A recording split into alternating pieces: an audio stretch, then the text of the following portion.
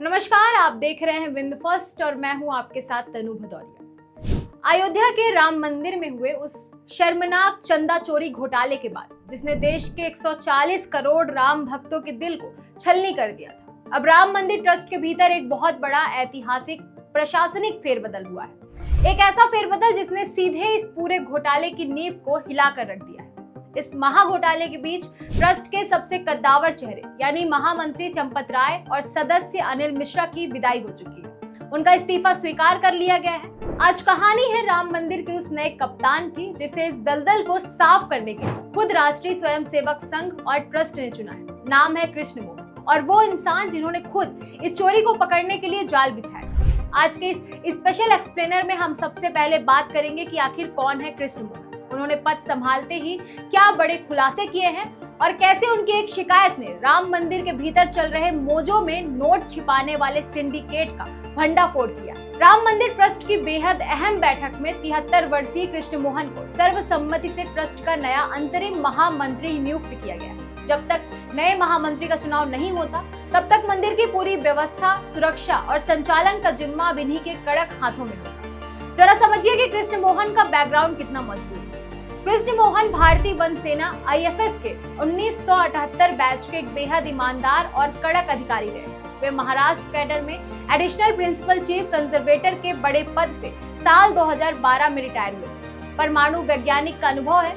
One सेवा में आने से पहले उन्होंने भारत सरकार के परमाणु ऊर्जा विभाग में एक वैज्ञानिक के रूप में भी कई साल काम किया था। RSS में गहरी पैठ। उत्तर प्रदेश के हरदोई के रहने वाले कृष्ण मोहन राष्ट्रीय स्वयंसेवक संघ यानी RSS के बहुत बड़े पदाधिकारी हैं। वे पूर्वी उत्तर प्रदेश के क्षेत्र संघ संचालक और अवध प्रांत के प्रांत संघ चालक जैसी बड़ी जिम्मेदारियां संभाल चुके हैं। पिछले साल ट्रस्ट के सदस्य कमेश्वर चौपाल के निधन के बाद ट्रस्ट में दलित समाज के प्रतिनिधित्व को बनाए रखने के लिए कृष्ण मोहन को शामिल किया गया था। राम मंदिर से सीधा जुड़ाव। वे कोई बाहरी व्यक्ति नहीं है। जनवरी 2024 में जब राम मंदिर का भव्य प्राण प्रतिष्ठा समारोह हुआ था तब वे अपनी पत्नी के साथ मुख्य यजमान दंपतियों में शामिल थे। कृष्ण मोहन सिर्फ एक नाम नहीं है बल्कि वे इस पूरे चंदा चोरी कांड को बेनकाब करने वाले मुख्य सूत्रधार हैं। जी हाँ, सूत्रों के मुताबिक यह कृष्ण मोहन ही थे जिन्होंने राम मंदिर में हो रही गड़बड़ी को भांप लिया था और इन्हीं की शिकायत पर इस पूरे मामले की FIR दर्ज की गई थी। पद संभालते इस पूर्व अफसर ने बिना किसी हिचकिचाहट के मीडिया के सामने के सच को स्वीकार किया। उन्होंने साफ शब्दों में कहा कि प्रबंधन और संचालन में कहीं न कहीं कमियां रह गई थी जिसका फायदा दूसरों ने उठाया। मेरा पहला प्रयास यह होगा कि जहां भी लूप होल्स हैं उन्हें तुरंत बंद किया जाए ताकि ऐसी घटना दोबारा न हो पाए। उन्होंने बेहद भावुक होते हुए आगे कहा कि इस पूरे घटनाक्रम में समाज में एक अविश्वास का भाव पैदा हुआ है और हमारे न्यास की छवि धूमिल हुई है। मेरा प्रयत्न होगा कि जो छवि धूमिल हुई है उसे हम सभी न्यासी मिलकर फिर से स्थापित करेंगे और जो भी दोषी है उसे सजा मिलकर रहेगी। अब सवाल उठता है कि आखिर वे कौन सी कमियां थी जिन्हें सुधारने का बीड़ा कृष्ण मोहन ने उठाया। दरअसल मंदिर के ही कुछ कर्मचारियों ने मिलकर भक्तों की आस्था पर डाका डालने का एक बेहद शातिराना सिंडिकेट बना रखा था। ये लोग दिन भर के चंदे की गिनती के दौरान बड़ी रकम को चुपके से अपनी जेबों और पैरों के मोजों के अंदर ठूस लेते थे। पकड़े जाने के डर से इन चोरों ने मंदिर के सुरक्षा सिस्टम को हैक करके उस समय की CCTV फुटेज तक डिलीट कर दी। लेकिन IT एक्सपर्ट्स ने उस डिलीटेड फुटेज को रिकवर कर लिया। जरा देखिए उस पैसे का पूरा हिसाब जो पुलिस ने इन आरोपियों के पास से बरामद किया।